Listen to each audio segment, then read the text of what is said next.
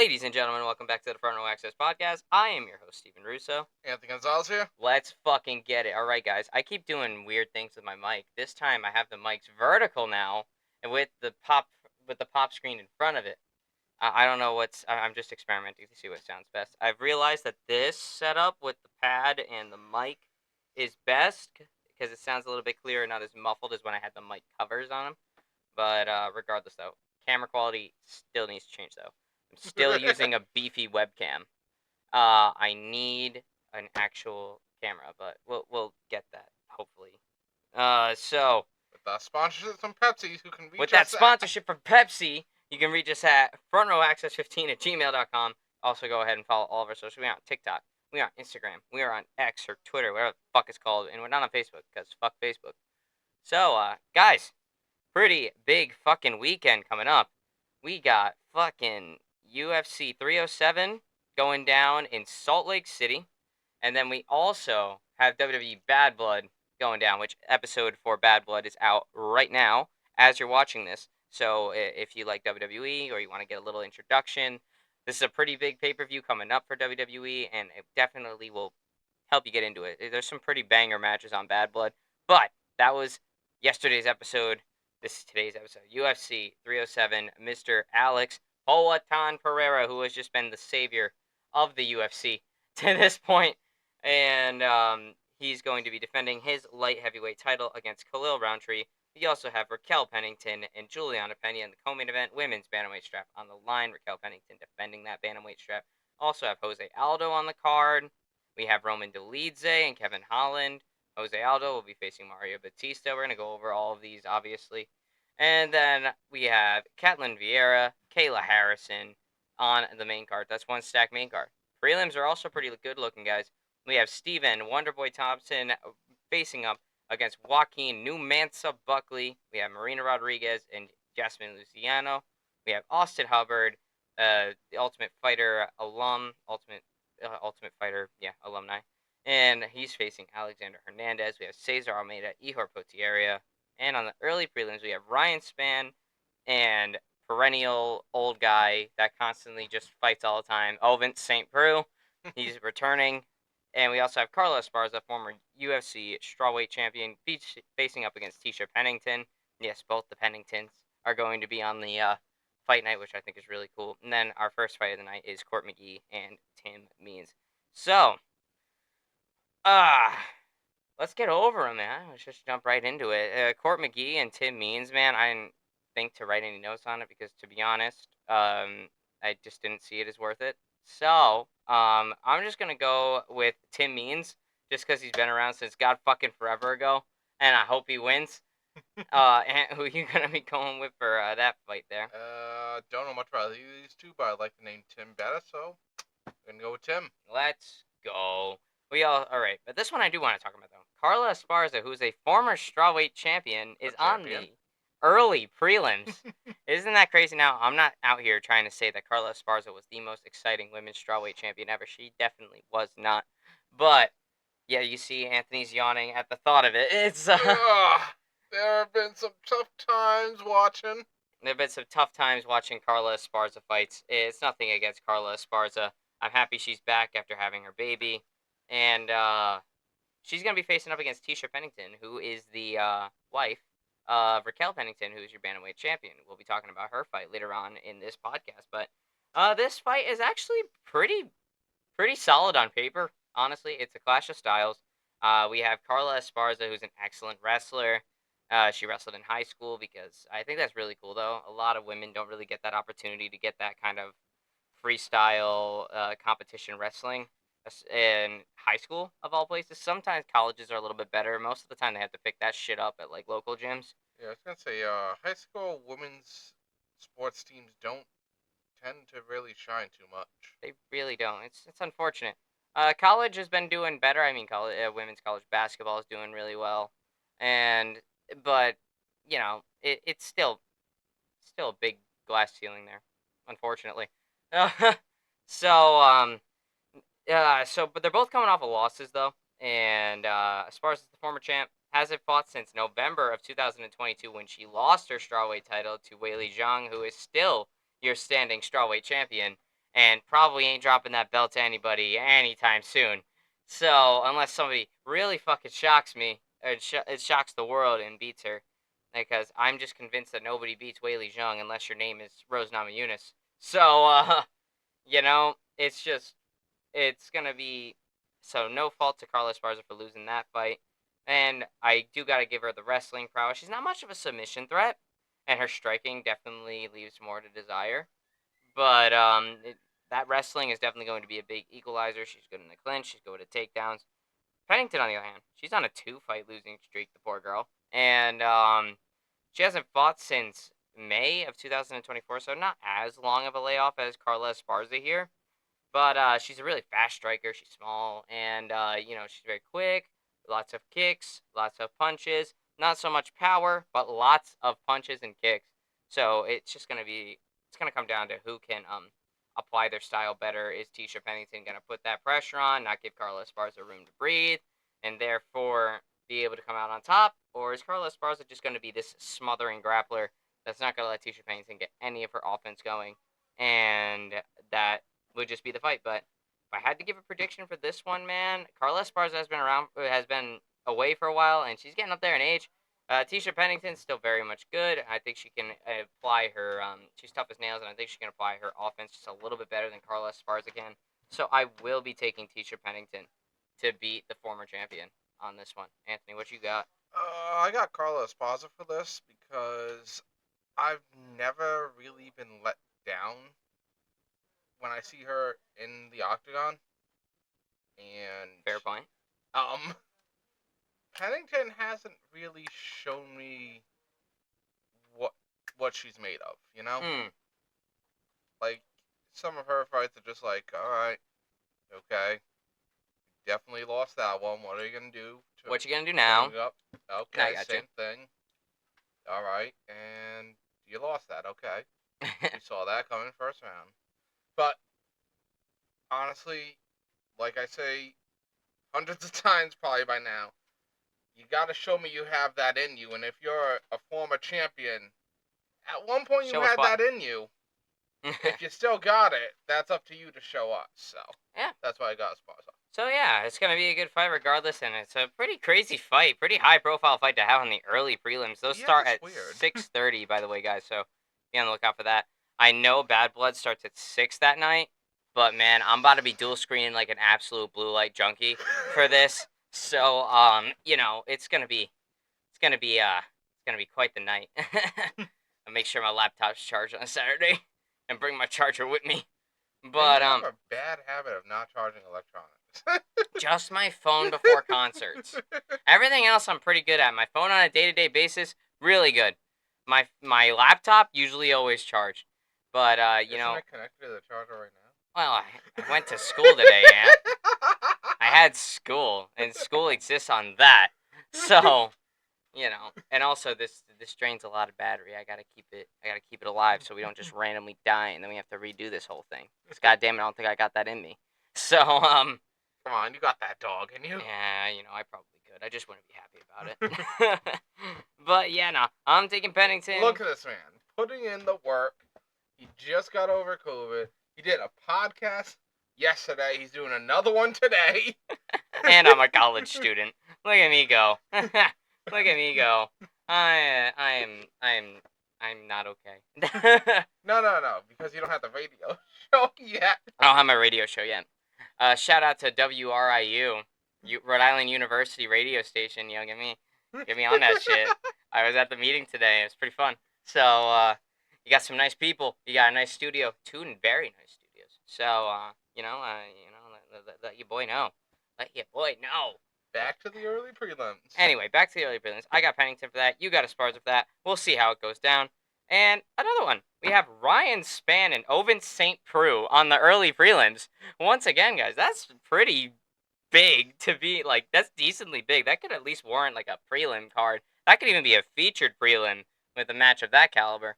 But, I mean... I could definitely see that on a prelim or even a fight card. I could be a fight night main event. I mean, Ovince St. Preux has been around forever. He's made a name for himself through Von Flu choking people and being around since God fucking forever ago.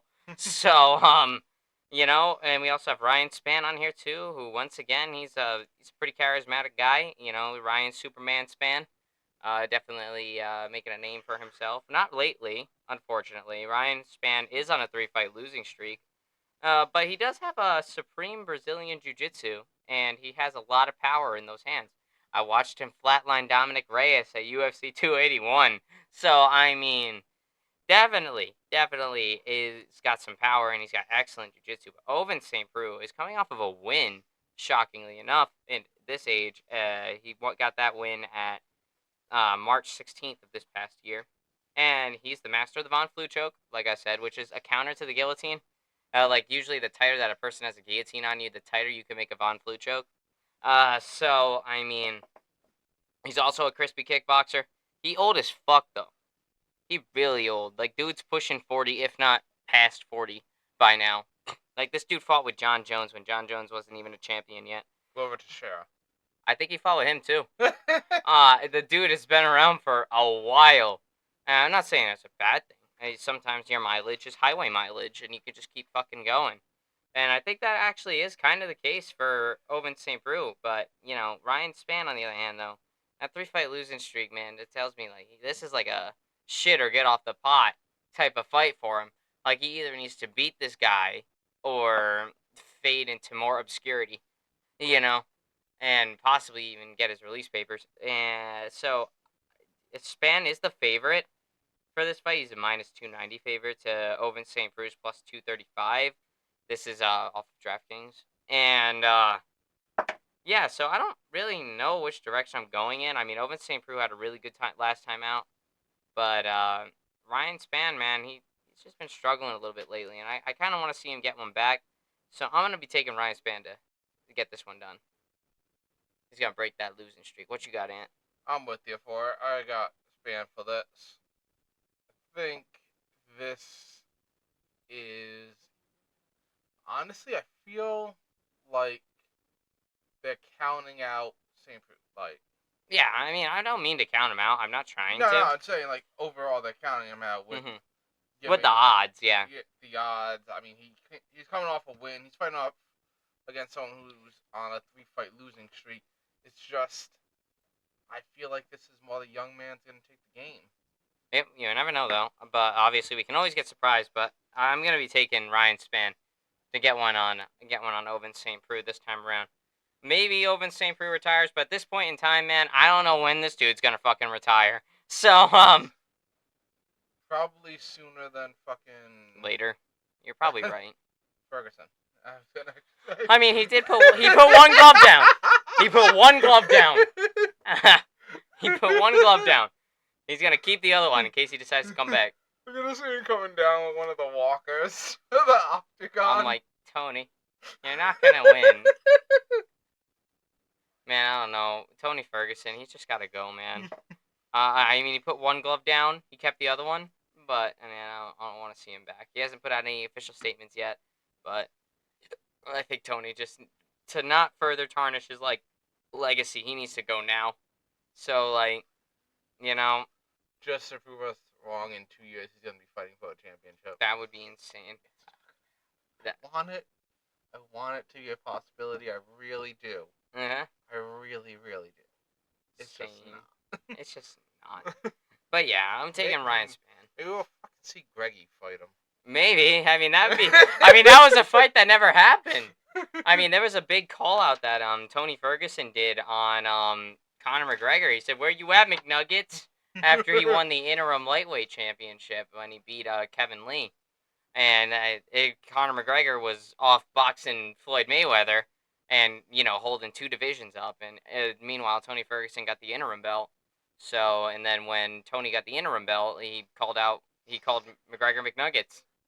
And that fight never happened. It was unfortunate because they were both, on the same rise at the same time. They both had a very similar downfall. Maybe not, losing, tragically, like Tony Ferguson has. But, breaking your leg on a pretty big stage and then not fighting, that's a pretty big fall from grace as well. But, Conor McGregor's got safety nets. The dude's a billionaire. So, or at least close to it. So, But is he a president? He's going to run for Irish president. I think I don't know if he was joking about that. That was just a drunk Connor rant that he put on Twitter, but it very much could have been. But I mean, if motherfucker runs for office, why do I have like no doubt that he would win? Yeah, he's one of those people who's so famous that they're almost guaranteed to get office if they run. One of those types. One of those type of people. Not like we have anything like that here in America or anything. Why would we have something like that? Oh, no. NSA, don't dock us, please. We got 40 subscribers, man. I don't think they're gonna care.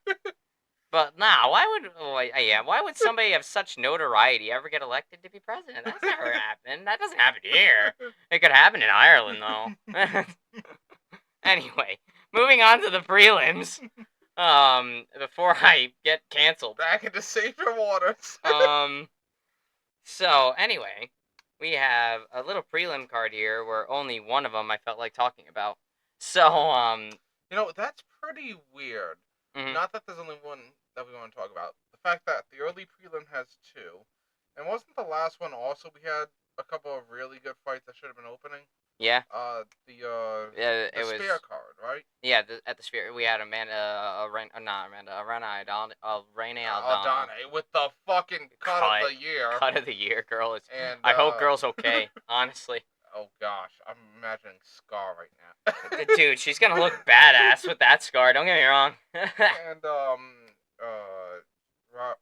Rosas Jr. Raul Rosas Jr. Yeah, he was the opener for the main card, or was he the featured prelim? Yeah, they were prelim. Oh yeah, no, he was like the first fight of the night. Yeah. Oh yeah, it was weird. That was weird.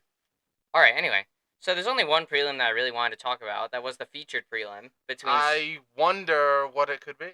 It definitely wonder what it's gonna be. Steven Wonderboy Thompson back at it, and actually not fighting in December for the first time in 3 years. So I mean, he still might fight December.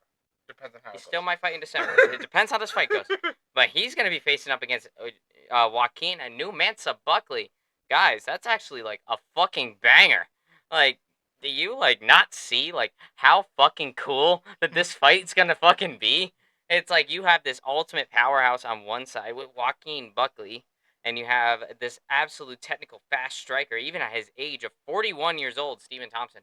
But before I get too far into that, we have to do some snap predictions for the rest of the preliminary card so I can have as much time as possible to glaze up Steven Wonderboy Thompson. So, anyway, snap one. So, Cesar Almeida, Ihor Potieria. Cesar Almeida is gonna fucking end Potieria.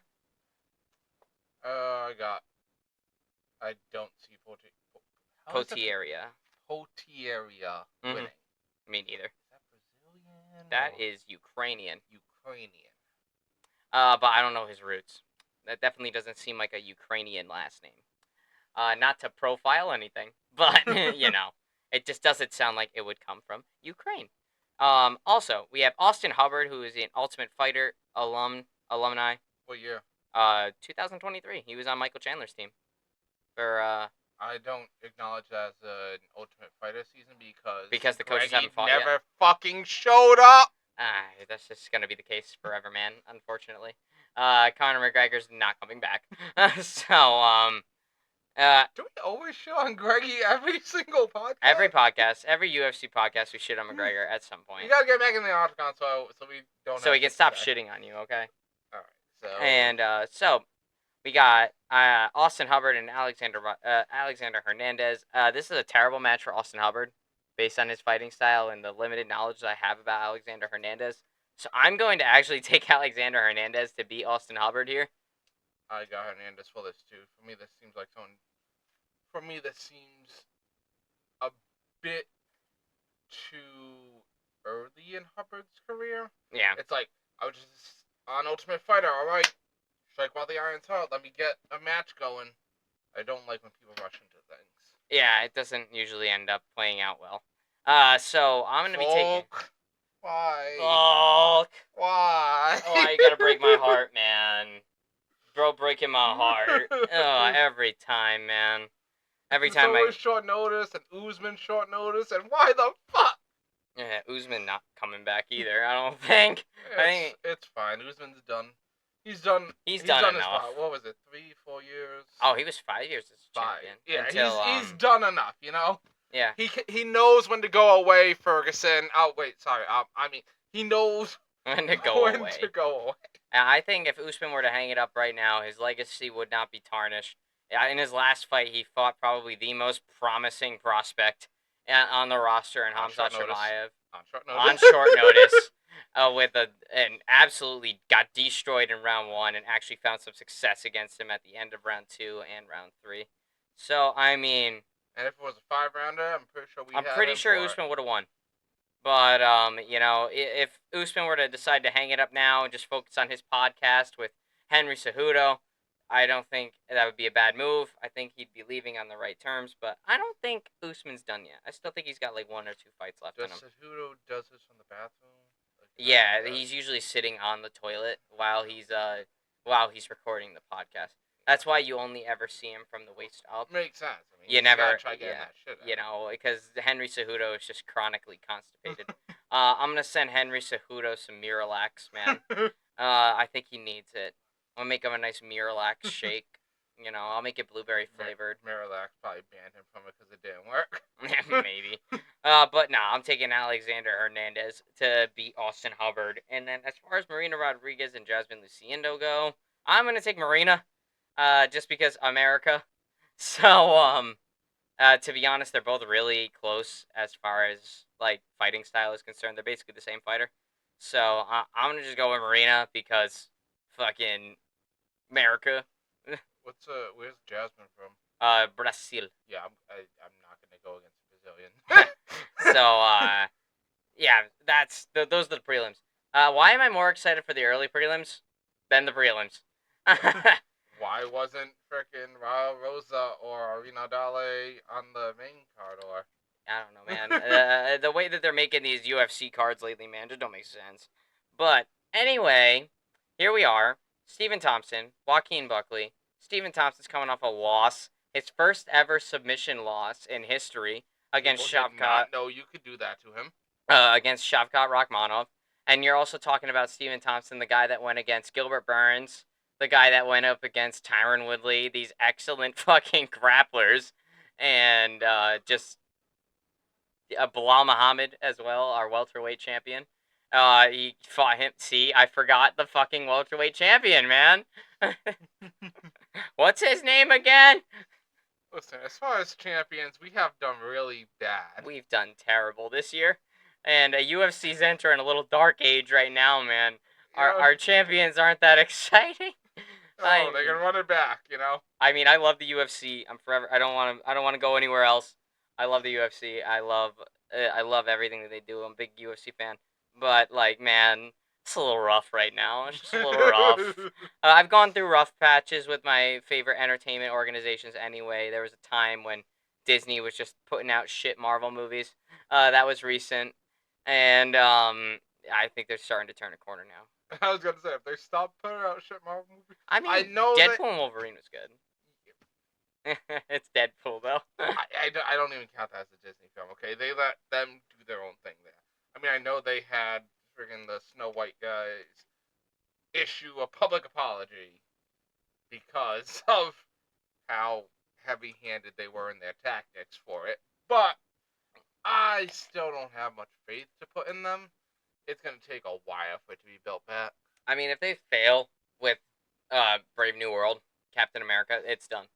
But with the Disney will never be done. They'll just buy anything that's popping. I mean, that's true. But I mean, like, as far as quality is concerned, and they're just over on the side, kicking the horse until it spits money. And if it keeps spitting money, they're gonna keep kicking it. Anyway, Gatorade Zero, guys. Excellent Pepsi product right here. Had the Glacier Freeze. Very good stuff. That's going right there now. But Thompson, Buckley. All right. So Thompson's taking an L, and we're going through a little bit of a rough patch with UFC right now. All my favorite fighters are losing in tragic ways, and I'm not okay. But you know, I went through times when WWE was pretty fucking bad, particularly around like 2018-ish. WWE was really fucking bad. So you know, not my first rodeo with dealing with entertainment organizations that aren't doing the best at entertaining. currently. But anyway, this fight is very entertaining. I think it's gonna be a great fight. And so Thompson's coming off of that first submission loss, and it was very sad. It was very sad. But Shavkat Rakhmonov is just that guy. So good for Shavkat. I've heard that he's got a rumored title shot going on. I think Bilal Muhammad's going to be his.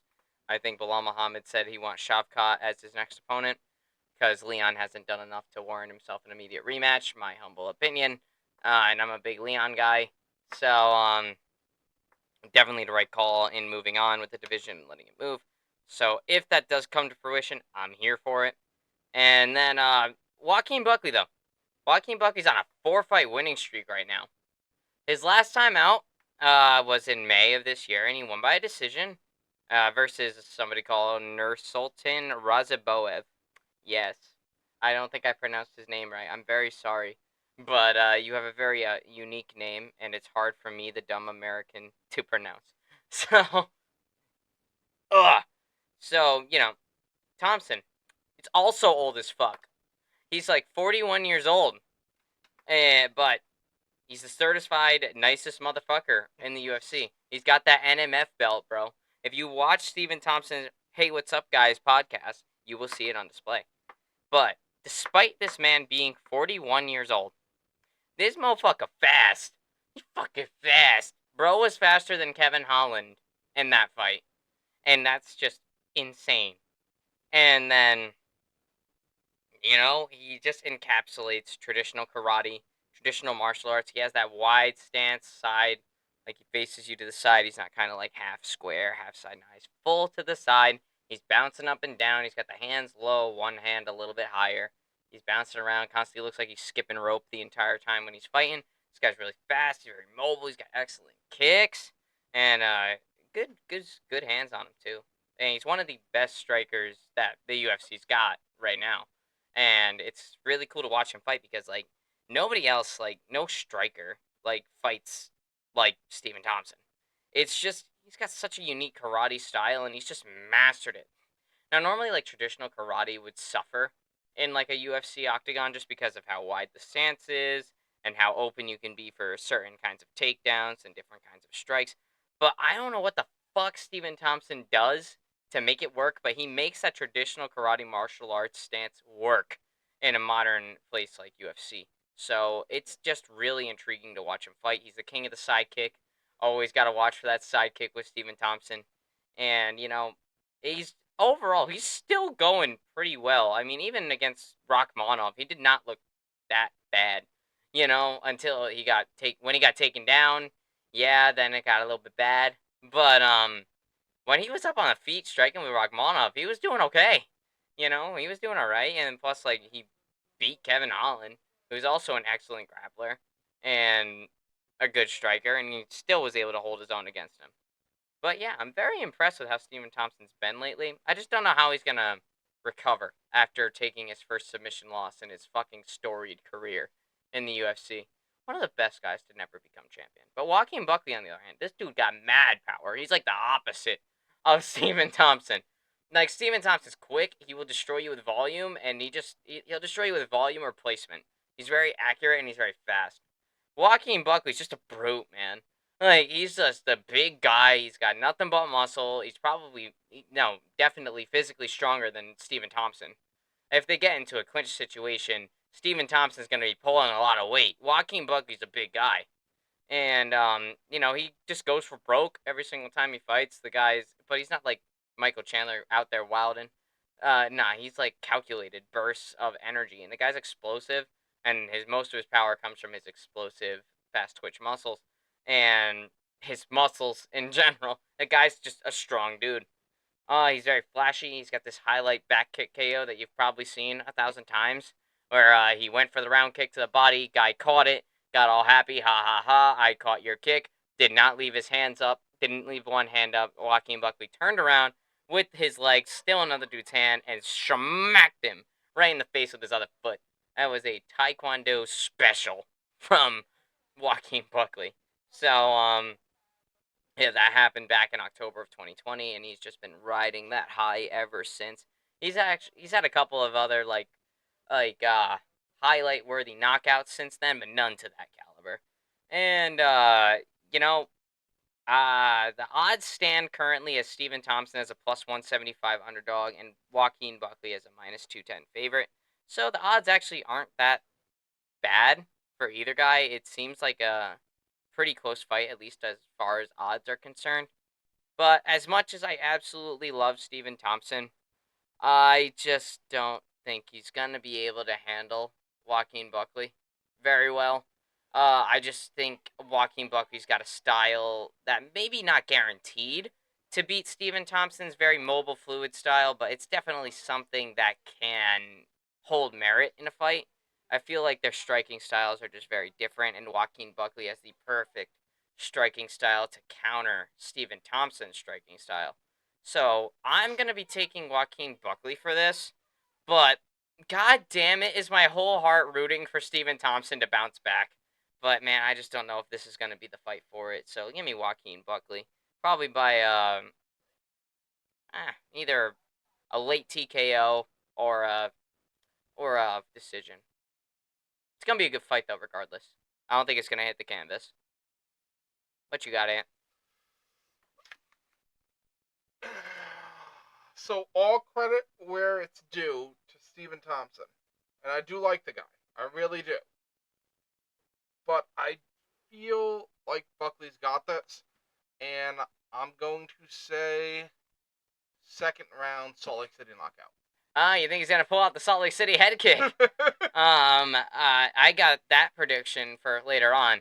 So, we got to see a Salt Lake City head kick, man. Come on, we're on a 2-year streak right now.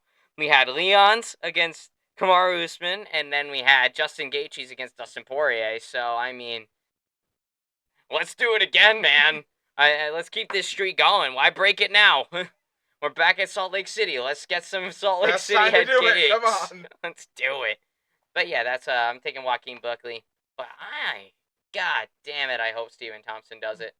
I just think Joaquin Buckley's just got the perfect striking style to counter Stephen Thompson's striking style. That's the reason why I'm choosing that. But Stephen Thompson's adaptable, so we'll see what happens. All right, main card, guys. We're already at the main card. Isn't that great? How long are we into this? 32 minutes? Not that bad. Not that bad. All right, so main card. We got Roman Dolidze and Kevin Holland starting us off. We have Ketlin Vieira and Kayla Harrison. We have Jose Aldo and Mario Bautista. We have Raquel Pennington, your reigning defending 135-pound women's champion, versus Juliana Pena. And then we have Alex Pereira, your reigning defending men's light heavyweight champion of the world, defending that belt against Khalil Roundtree. So, that's the main card, guys. We're going to go over each and every single one of them. You guys know how this rolls. We're always going to go over the main card. I just threw my pen across the room. I'm not going to go and grab it. So, I just don't have a fidget toy now. Actually, no, I do. Yeah, as you hold up the fidget toy. So, anyway, Roman Dolidze, Kevin Holland. As it stands right now, Roman Dolidze is a plus 130 underdog to Kevin Holland's minus 155, which that shocked me. Roman Dolidze's fucking scary. Okay, this dude is scary. And I think he's really fucking good. And this is an excellent matchup for Roman Dolidze. But it's also an excellent matchup for Kevin Holland.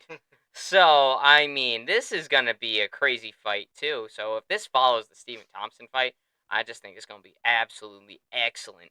But let's talk about Roman Dolidze, though. Roman Dolidze, the plus 130 underdog. He's coming off of a win versus Anthony Smith.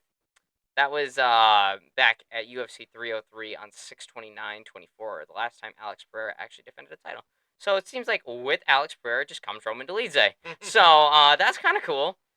He's good all around, and Dolidze's got like, he's good at everything, man. I mean, maybe the submissions, there's more to desire there, but dude's got good wrestling. Dude's got the striking. Dude's scary as fuck. And I wouldn't want to fight Roman Dolidze. Don't put me in there with them. Can't make me. Can't make me. Kevin Holland though. Kevin Holland is one of the best assets that the UFC has right now. Honestly, him and Alex Pereira are like the two most team player active fighters that I think I've ever seen. Man, these guys, they're like, you want me to fight that guy? Fine, okay, I guess I'll fight that guy. They're always doing something not only to make money, but they're also very reliable fighters, and they're good fighters too, both of them. So I'm like, this is kind of cool. I like seeing both of the active fighters on the same card, and Kevin Holland, man, this dude just fucking crazy. He has had 17 fights since 2020. That's 4 years of time, guys. And he's had 17 fights in those 4 years. Most people only got like 12, maybe. And that's like a lot. Nah, this motherfucker said 17 in 4 years. When most people won't even make 12 in 4 years. Like, it's fucking crazy. So Kevin Holland's an extremely good striker. He's got a lot of power, despite him looking like he doesn't have a lot of power. He's a very lanky guy, very long guy, but the dude has got the smoke. He is one of the only from the bottom on your back KOs in UFC history. Like, dude was like on top of the guy, and he just punched upwards and knocked him out. And I'm like, that's like one of the only times that somebody has gotten a knockout from the bottom position. And Kevin Holland was able to do that. And plus, that's not a lot of space. That's a small amount of space. If you guys have ever done jiu-jitsu, if somebody's in your guard, that's not a lot of space. There's space, but there's not a lot of space there. So the fact that he was able to deliver a knockout blow from that position against Jacare Souza, which is one of the best Brazilian jiu-jitsu fighters to ever like grace the UFC, and the fact that he was able to not only hold him inside of his guard but knock him out from bottom position, that's insane. That's one of Kevin Holland's best moments. And then, of course, how can I mention Kevin Holland and not mention the fact that he's funny as fuck? And the dude just will or casually be having a conversation with you while you're in the fucking octagon with him. He faced Joaquin Buckley back in 2020. And Joaquin Buckley has some snot running down his face, right, in the fight, because, it happens. Yeah, Kevin Holland's like, wipe your booger. And then he did. And then he said, good. Good, man. And then proceeded to flatline him like 30 seconds later. And then also, in his debut against Thiago Santos, he lost that fight. But damn, did he come out of that fight looking like $1 million, though. Thiago Santos was absolutely destroying Kevin Holland. And Kevin Holland was like, oh shit, dude, this shit sucks. While fucking Thiago Santos just in his half guard just punching down on him. He's like, yo, bro, this shit sucks. And then he looks at Thiago Santos and says, why the fuck you hit me so hard? And then he's like, Dana, what the fuck? My first fight, Dana, what the fuck? It's just Kevin Holland, man. He's just must-see TV whenever he's fighting. And let's not forget when Alex Oliveira took him down and had him in a rear naked choke at the end of round 1 on the Covington and Masvidal card back in 2022. And while the choke was kind of pretty much in, there was like 3 seconds left of the round. Kevin Holland's just chilling there like, with fucking arm wrapped around his neck. He's just like this. He's like, I'm good. He wants that screen time. I fucking love Kevin Holland. And he is coming off of a win. We watched him win. He fought Michel Oleksiejczuk at UFC 302 and beat him by a submission. Yeah, it was a submission. And he's an extremely good striker with a lot of power. I already mentioned that. But the guy, don't sleep on motherfuckers jiu-jitsu. He is the Darsh Knight. And also pretty much the real life Batman, hence the nickname, hence the moniker Darsh Knight. Because not only, because Kevin Holland has a way of just sinking in Darsh chokes and just making it work. It's like Dustin Poirier wants to be Kevin Holland when it comes to the Darsh choke. Because before Poirier was kind of known as the Darsh choke guy, Kevin Holland is the Darsh Knight, bro. That guy can sink in rear naked chokes. That guy can even do heel hooks. Straight, like, don't sleep on Kevin Holland's fucking jiu-jitsu, man. Like, it's, like, really fucking good. And, he's I love how active he is. I love how much of a character he is. And I love how overall well-rounded he is. I mean, the only thing he really lacks in is the offensive wrestling and clinch control. He really can't do that for the life of him. But once he's on the ground, man, I don't really worry about Kevin Holland too much when he's on his back. because more than likely he'll find an armbar or a Kimura or something. So I mean, or a triangle choke. The dude's got really long legs. So like, I don't ever really worry too much about Kevin Holland if he's on the bottom. But like, you're still losing if you're on the bottom, obviously. But Kevin Holland, he's good, man, and I think he's got this. You know what? I think he's gonna TKO Roman Dolidze in round 2. So I really do like Hollins. I really do. But I don't think he's gonna win this one. You don't got a good feeling about Kevin No. Holland? I mean, Dolidze is fucking scary. I can't blame you. I feel like Dolidze is gonna have this, but I can't say how. No, just say decision for now. I mean, whenever I can't think of a finish, I just default to decision. I don't know about you. Yeah. But yeah, no, it's gonna be a good fight though. I think this is still gonna be really entertaining. Both of these guys always look for finishes, so like, bet your ass they're not gonna want to win a submission. They don't want to win a decision. They'd want to get a submission or a knockout. So I got high fights for the high expectations for this fight, and honestly, Is this one you think the Salt Lake City Headquarters gonna show up in? no. I think this one's gonna be fight of the night. I'm gonna make a call right now. I think this one's gonna be the one. I mean, also we have Jose Aldo and Mario Batista, which we'll get into in just a minute. That could also do it. But I don't know. I got a feeling about Kevin Holland and Roman Dolidze just being an absolute fucking banger. I think it's gonna be a good fight. But yeah, give me Kevin Holland. You got Dolidze. We'll see how it works. We'll see how it goes. And now let's move on to Ketlin Vieira and Kayla Harrison. All right. So this is probably the biggest mismatch on the entire fucking card, guys. I hate to be that guy, but this is probably the biggest mismatch on the entire card. Ketlin Vieira is going to fucking die in this fight. I spoiler on my prediction. But Ketlin Vieira, I mean, before I go and completely nail her coffin in, let me give her credit where credit's due. The girl's a fighter. She's tough as nails, and she's never going to give up. Even in the last moments of a fight that she's losing, she's still looking for a way to win. She displayed that against Raquel Pennington last January, and she hasn't fought since. And she is coming off of a win. She fought last time out in July of 2023, so it's been a little while for Ketlin Vieira. But I think she has some medical issues going on, if I remember correctly. But she is coming off of a win right now, and she is excellent at jiu-jitsu. I will give her that too. She's got a fighting spirit. I mean, she's a fucking Brazilian, man. Them motherfuckers got that fighting spirit, bro. They got a dog in them. Every Brazilian out there. So I'm going to give Ketlin Vieira that credit. She is a fighter, and I always have faith that no matter what happens, she don't care what the fuck the odds are. She don't care if she's losing the fight or not. She always thinks there's gonna be a way for her to win, and I fucking love that. And Kayla Harrison, on the other hand, this girl's just a fucking beast. All right, I mean, she's easily the most exciting prospect at women's 135 right now. And she's kind of got a little bit of a rocket strapped to her right now. She's got a lot of stock going for herself. Yeah, but she's a judo ace. She's a smothering grappler. She's got excellent ground and pound, and she's even got pretty good striking too. She was getting the better of Holly Holm of all people at UFC 300, and Holly Holm is probably one of the best like women strikers in existence.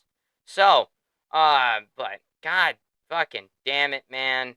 Kayla Harrison is a minus 900 favorite, and Vieira is the plus 550 underdog. And Ketlin Vieira, I know you're a fighter. You're going to go to the very end, and you're going to get finished in round 3 by Kayla Harrison. I don't know what kind of finish it's going to be, but I'm going to go with a ground and pound TKO for now. Who you got for this one? I also got Kayla Harris for this. It's just... It's just is. It just is. All right. It's nothing against you personally, but that big a mismatch and them odds, it's just they insane. Don't look good. I want to see you do great things though, so go for it. Right? Go for broke, Ketlin. Just because we think that they're gonna lose doesn't mean we can't want them to win or do good. And given our track record with predictions, man, we got a pretty low accuracy, bro. It's just the past two. Just the past couple of pay-per-views, we've been pretty bad. Just those ones. Aside from that, though, we're probably like 70-30. Actually, yeah, I'll give us that. Just the past couple, we've had like a 36, like a 30 fucking. It's been bad. It's been really bad. It's a rough patch, just like UFC. Just like the UFC. UFC's in a bit of a dark era right now. It's okay. We've seen our entertainment organizations go through dark eras and come out of them. Hopefully, UFC gets out of this one. So, anyway, guys, this is a big fight on the card. Jose Aldo's coming back. Again. He last fought. King of Rio, right? Yep, King of Rio. King of Rio. He last fought UFC 301. That was the Alessandro Pantoja and Steve Ursay card. The one we didn't buy. The one we didn't buy. And that fight that he had against that other kid, against that Iglesias kid, motherfucker, dude looked like he turned the clock back 10 years. It looked like, no, not even 10 years. Fucking 12 years. Bro, I thought I was watching Prime Aldo in there. Like, dude didn't skip a beat. He looked like a champion. He looked like the champion that he is. And, I mean, I was shocked by it. And, like, he was 2 years away from the octagon at that point. He had already said he's retired, but then I guess he got bored or just ran out of money and said, all right, I'm going to go fight again. And then dude turned the clock back to, like, 2009, bro. I also feel like maybe the UFC had dialed him up for that. They might have. For the Rio card, just right? Because Alessandro Pantoja and Steve Ursay aren't going to sell pay-per-views on their own. He's like, hey, I know you haven't been here in a few years, but you're still in good shape, right? Yeah, still sure. Former champ, right? Can we get you for 301 card? Yeah, we get you for 301. And then Aldo said, sure. And then Why the fuck not? I was gonna watch it anyways. And then bro went out there and just turned the clock back 12 years. And bro, it was insane. Like, that was Aldo won every round. I think he 10-8'd him in the last round. Like, bro, that was like, it was good. It felt good watching that. Like, I thought Aldo was gonna get fucking wrecked. But, like, nah, bro, he turned that clock back, and I couldn't be happier. But you don't need me to tell you too much about Jose Aldo, bro. He's former featherweight champion. He's got the most featherweight title defenses with, I think, 7. So, I mean, and he ruled over that division for, like, the better part of a decade until a little leprechaun came around and knocked him out in 13 seconds. But, he's got legendary calf kicks. He's got high pressure. He's coming off of a win. And let's not forget to mention, Jose Aldo, his takedown defense needs to be fucking studied. It's so goddamn effective. I mean, a dude had a fight with Merab Dvalishvili in his retirement fight back in 2022. Merab, you're now bantamweight champion. And despite Merab going for like 10,000 fucking takedowns, he didn't secure one on Jose Aldo. Meanwhile, here's Sean O'Malley, who also was supposed to have really good takedown defense, getting fucking ragdolled by Merab. All right, so Jose Aldo's takedown defense needs to get studied. I say the same for Izzy because his takedown defense was really good too, but Drakus is just Drakus. So Drakus did what Drakus normally does. Odds are stacked against him. Everybody predicts against him, and then he fucking wins. So Drakus did as Drakus does, and he submitted Israel Adesanya for the first time in his fucking career. So, I mean, but Israel Adesanya's takedown defense, excellent. I just, he ran into Prime Drakus, then that's fine. You ran into Prime Drakus, it's alright. And you hadn't fought in a year to that point, so I can give you mercy at least a little bit. But, as the odds stand right now, Jose Aldo actually is the plus 120 underdog, and Mario Batista is the minus 140 favorite, which those odds are extremely close. That's basically a pick 'em. Batista is a very well-rounded fighter. He can grapple, he can clinch, he can wrestle, he can submit, he can strike. The guy is a little Swiss Army knife. He does very well. And his last time out was in January, and he actually ended up winning. And thank you. And then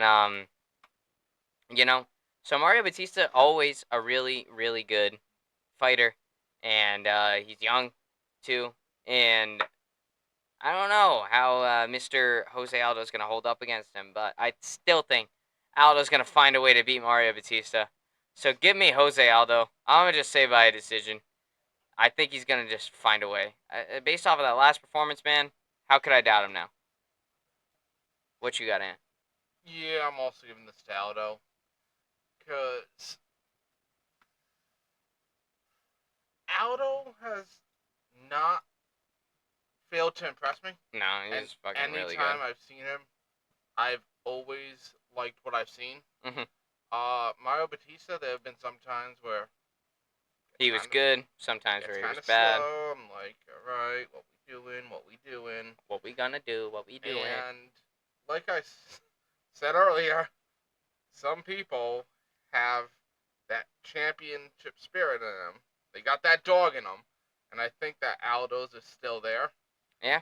So Especially after that last performance, man. How could you deny him after that? I think Ring rust, what? unless you got someone who's even hungrier for the championship, Aldo's pretty set for this.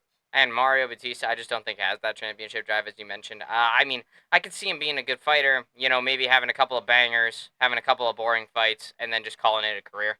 I don't think it's his goal to be a champion. As far as I've seen from him, I think top 5 at best. Yeah. Maybe he could get to top 5. I don't see him with gold around his belt. No, I don't think he'll ever. I don't think he'll ever get gold. I don't even know if that's really his goal. The way Mario Batista fights, I mean, it looks like he's just there to fight because he likes fighting and he wants to make it his job. It doesn't look like he's doing that, which is great for him. He's making money, paying the bills that way. It's just I don't think he has any aspiration outside of just being a UFC fighter. I don't think he wants to be a champion. I think he just wants to win fights and call it a career. After a couple of bangers, after a couple of boring fights, then just say, I'm done. What are we going to do if he gets a 12-second knockout? That would be insane. Okay, that would just be nuts. And given our track record lately, that might happen. It might happen. Okay, but nah, I'm gonna take Aldo. I'll take it by decision. I don't think he's gonna finish him. But I think he's gonna overwhelm him. I think the performance that he's gonna have against Batista will be similar, not the same, not as dominant. Seeming as Batista's a bigger step up in competition than the Iglesias kid that he fought last time. I don't think it's going to be as dominant, but I think it's going to be similar. I think he's gonna fight the same way, and I think he's just he might just eat a couple more punches, you know, or maybe eat it and maybe get taken down. But with Aldo takedown defense, bro, I don't think he's getting taken down. So yeah, give me Aldo by a decision. Now on to this co-main event. All right, Raquel Pennington, reigning, defending women's bantamweight champion of the world, and little shaky camera. Why camera shaky? All right, we good. All right. Maybe we got a train going by. Maybe we got a train going by. I live in a suburb. Yeah, there's definitely a ton of trains going by. But Raquel Pennington, reigning, defending bantamweight champion of the world, facing up against number one contender, which I don't know why she's number one contender, Juliana Pena. So Raquel Pennington, as it stands right now, according to DraftKings, she is the minus 170 favorite over the plus 140 Juliana Pena underdog. So she won the belt back in January against Mayra Bueno Silva on the Strickland and Duplessis card. And Pennington is another one of those women that was fortunate enough to get like some high school wrestling experience, some college wrestling in there too. The girl is excellent when it comes to takedowns. That is her bread. That is her butter. She is an all-American wrestler. And a little bit boring sometimes. I mean, she doesn't really do a whole lot of ground and pound, but she definitely is very good at controlling you. But she's not much of a submission threat though. So it makes for a rather, I guess, slow fight as far as Pennington's concerned, but it gets done. I think if she gets a little bit more ground and pound in there, or just starts to train for more submissions, she'd be an excellent, better received champion than she is right now. I see a lot of people on like MMA Twitter, TikTok saying like, "Ugh, Raquel Pennington's so boring," which I can see. I mean, the way she fights is pretty boring, but it works, and it got her to become a champion. Yeah, I was gonna say that's definitely a point to be made there. Like with those people saying that and whatnot, it's like it's working for her. Why would she change it up? Like, you might not like it, but it gets the job done. And to be honest, she's a champion now. It's her duty to win the fight. It's not her duty to entertain you. Exactly. She's So there to keep the belt, not for you to be excited over a fight. Now, that's not saying that I like watching boring fights. No. But and even then, a slow fight or a wrestling fight isn't necessarily a boring fight. If Yeah, stuff's there's a lot happening, going on. you know? If there's stuff happening, there's a little bit some ground and pound in there, some submission threats. Yeah, it works pretty well. But it's not her job to entertain you guys. It's her job to win and keep the belt, go home to her family, and eat dinner. I mean, does it make for entertainment value? No, not really. But does it fucking work? Fuck yeah, it does. She became a champion because of wrestling. So she got good ground and pound. I think if she gets some ground and pound going, like even if like she don't even need to train jiu-jitsu, she just throws some punches on the ground. People are gonna be like, yeah, she's cool. Because that's what Khabib did. Khabib would just take you down and just punch you. He would rarely go for submissions. Most of the time, he just wanted to punch your face in. I think he just wanted to choke Conor McGregor because Conor McGregor said a lot of words, so he wanted to choke the words out of him. So, and I think if Herb Dean wasn't there, Khabib probably would have killed him. So, Strickland would not have been happy with that. Nope. Strickland was recovering from a motorcycle accident at the time of that fight. So, anyway, Raquel Bennington, that's how she won the belt. She's defending it. She's not very active as a fighter. I mean, she hasn't fought since January. It's October. It's been 10 months and since your last fight. What the fuck, Raquel? Did they have a kid recently, or? No, they had a kid last year. Her and Tisha, they had the kid. They had the kid last year. Tisha was out for a whole year because she was taking care of the kid while Raquel was still fighting. So Yeah, so you got to keep that in mind. You don't want to not be there for your 1-year-old. Exactly. So and that's Raquel Pennington in a nutshell, guys. She seems pretty solid, honestly. I think spending an afternoon with her, having some lunch, that would be pretty cool. So maybe give me some wrestling pointers because your wrestling's really good. Raquel Pennington, front row access 15 at gmail.com. But Juliana Pena, on the other hand, probably the queen of shit talking as far as this division is concerned. She's like the only like character worker in this in the women's division in general. Like she's like the only one that actually like trash talks.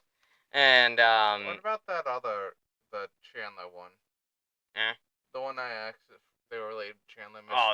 That Chandler girl, yeah, she was. Yeah, I guess she's got some character to her too. I'm not saying character, but I'm pretty sure she's big mouth. Big mouth woman. But nah, so Juliana Pena though, she's definitely no shortage of words to say. And I mean she's a former champ. Guys, she holds a win over Amanda Nunes. You just can't fucking deny that. Like, as much as Nunes seemed off that day, a lot of people say, I'm like, I don't give a shit, dude. Juliana Pena went in there and beat the greatest of all time. And beat the greatest women to ever step in the friggin' octagon and is up there on the GOAT list as far as MMA in general is concerned. So I mean, she hasn't fought in 2 years though, after she got destroyed by the greatest of all time, Amanda Nunes.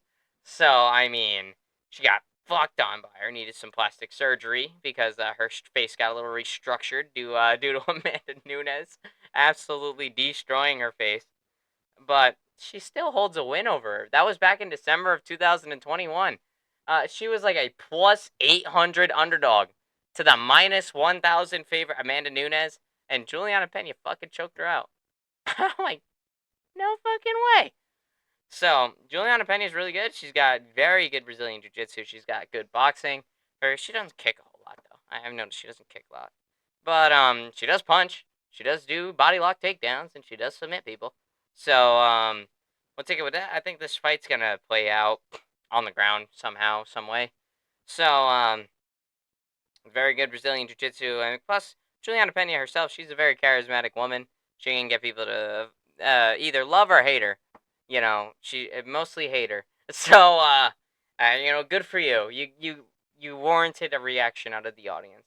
So that's basically this fight. It's gonna be you got two big grapplers going at it. This is either gonna get contested on the feet or it's gonna hit the ground. And it's just gonna be a fucking chess match when it gets to the mat. But I think Raquel Pennington is going to be on her way to her first title defense against Juliana Pena. So give me Raquel Pennington to retain. Every fiber of my being is saying Raquel Pennington for this, and that's what I'm going to go for. But on record, you know how we have a horrible track record with the championships right now? This was probably going to be the one that we completely throw. This is probably going to be the one that is like, oh, fuck. We should have seen it. Oh, I should have seen it coming. But, I mean, I'm not discrediting Juliana Pena. The girl beat Amanda Nunes. So, I mean, and, like, she was the only girl to beat Amanda Nunes. Like, that's insane. Like, Amanda Nunes didn't lose to anybody, now that I'm thinking about it. Let's see. She faced Shevchenko. She beat Shevchenko twice. She beat... Yeah. Yeah, bro, yeah. Yeah, I don't think she lost to anybody except Juliana Pena. Maybe sometime earlier in her career. She beat Ronda Rousey. She beat Holly Holm. You know, all the big women at that time. Yeah, fuck. Yeah, I don't think she lost to anybody except her. And if she did lose, it was either before the UFC or very early on in her UFC career. So, I mean, not discrediting Pena, but given our track record with the championship matches lately, this is probably going to be the one that we're going to throw and probably fuck up. So, just, yeah, that's what we've been doing lately. We've been fucking it up. So, But you see, now we put claws in it, so. Yep. Can't catch us off guard. Ha. Also, so yeah, give me Pennington to retain. I'm going to say by a decision. I think it's going to be a five round full guard. Full guard 5 round. So, yeah, give me Raquel Pennington. And then, main event time. Woo, woo, woo. This is where I think the Salt Lake City head kick's going to happen. Just because it's happened in the main event of the past 2 years. So, why not happen again? So, in the main event. So, we have Alex Poatan Pereira, your reigning, defending 205-pound champion in the UFC, versus Khalil Roundtree, who's like number 6 in the rankings. And also coming fresh off of a medical suspension to a title fight. First, we gotta tell them, how does someone not in the top 5 become the number 1 contender and in for the title shot? Because Alex Pereira beat everybody else. No, we were supposed to be because of the win streak. Oh, yeah. Yeah, that too. Yeah, so Khalil Roundtree sits as the plus 375 underdog right now to the minus 550 champ of Alex Pereira. Now, because Roundtree hasn't fought since December of 2020, that doesn't discredit the fact he's on a 5-fight win streak right now. 5-fight win streak. That's a big win streak to be on, especially in the light heavyweight division. So, I mean, Alex Pereira's beating everybody else in the top 5, and Khalil Roundtree's the only one that's on a fucking win streak right now. I mean, Magomed Ankalaev as well, but Magomed Ankalaev is booked right now. I think he's fighting on the Max Holloway Ilya Taporia card later on this month, which we'll do an episode for that, obviously. Super excited for that fight, by the way. 2 weeks away. Yeah, so it's probably gonna be next week that we make that episode. But yeah, so Roundtree's on a. Would you be down for a UFC pay-per-view every 2 weeks? No. My wallet says otherwise. My heart and brain say yes, but my wallet says otherwise. Yes, I'll only have to do every other one. But yeah, there is B-dubs. That's true. That is true. There is B-dubs. You know what? Fuck it. Yeah, UFC pay-per-view every 2 weeks. Let's do it. Nah. 26 pay-per-views a year. That would be absolutely fucking insane. Usually we only have like 1 month out of the year that has 2 pay-per-views. This year is just special. We had 2 pay-per-views in June. We're having 2 pay-per-views in October. That never happens. So, but we have some big fights that gotta get made. We have these big fights that have to play out. And, I'll be honest, I think if I had to hazard a guess, we could get 2 in December, only so that they get 15, because I know Abu Dhabi wants to host more pay-per-views. Oh, yeah, definitely. Abu Dhabi's throwing all the oil money at him. It's like, yo, you should come here. I know you got a bunch of Dagestanis you can bring over here. Bring them here. Right here. You got, what, 8 different divisions? You got top 15s in each of those? Come on. Do it. Let a fight. Do it. Yeah, that's what they're doing to Dana White right now. Dana White's saying, okay, dude. Okay. Shit, let me talk to the bookers. We got something for him? Let me talk to the bookers. Hey, yo, Hunter Campbell. So, yeah, anyway. Here's our main event. Khalil Roundtree has a very noteworthy winning streak going on for him right now. He's been winning. And he's an awesome striker. He's got some crazy power as well. And he's got a cool name. Come on, Khalil Roundtree. That's a fucking cool name to have. And, yeah, so this guy hasn't fought since December of 2023 due to a medical suspension. He got caught for PEDs, but now he's coming back to a title shot, which I question the ethics of that. But at the same time, fuck it. Nobody They else was changed their available. sports commissions. They did. They did. And yet Greggy still doesn't show. Yep. Anyway, so Roundtree's on that 5-fight win streak, and he has got some fucking smoke. The guy has got power, but you know who also has power? The fucking champion. So, Alex Pereira. I don't think I really need to give much of an introduction to Alex Pereira. You guys, if you follow UFC closely, you know him by now. Even if you follow this podcast pretty closely, we've done it like we've talked to Pereira. We've talked about Pereira a lot. Did he get a fighter spotlight yet? No, not yet. Just because like the dude's career has been so like short. He's only debuted in the UFC in 2021 November, and the dude has already won 2 championships and has wins over former champions in 2 divisions, which is insane to me. So like I'm like, you could do a spotlight on him on just the past 3 years. Honestly, you could. Just because the dude is extremely active too. Like he runs on like a kickboxing schedule. Those kickboxing guys, I mean, he's coming from kickboxing. Those kickboxing guys, they are extremely active. They have a fight like every 2 months.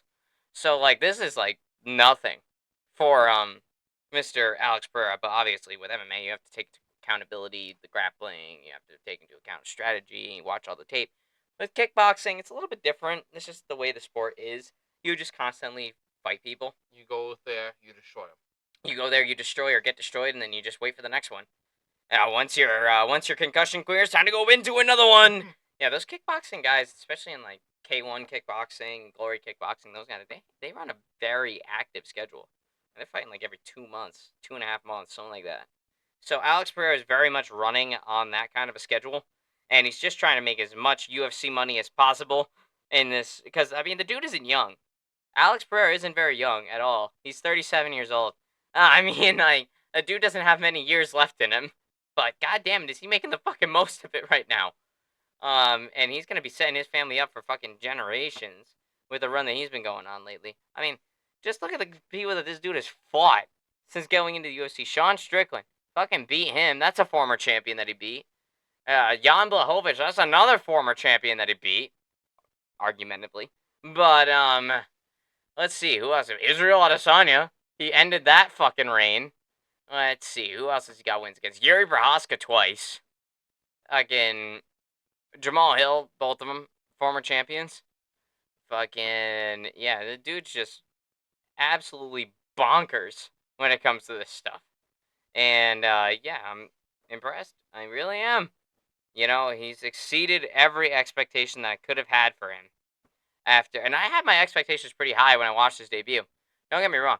When he debuted against I forget the dude's name right now, but when he did that flying knee, bro, and then just finished him like that, it was like 35 seconds. I'm like, okay, I got some pretty high expectations for this guy. The next fight he had was a fucking war, and then he won. And the next fight after that, he knocked out Sean Strickland. So I mean, like, the dude has been on a fucking rocket to get to the top, and he's been just taking it and running with it, man. I mean, the guy's got crazy power. He's got great um, left hook. That's his ultimate weapon. That left hook is deadly. Those calf kicks are deadly. And let's see. This is his 3rd fight this year going into it. He fought on 300 against Jamal Hill, knocked him out.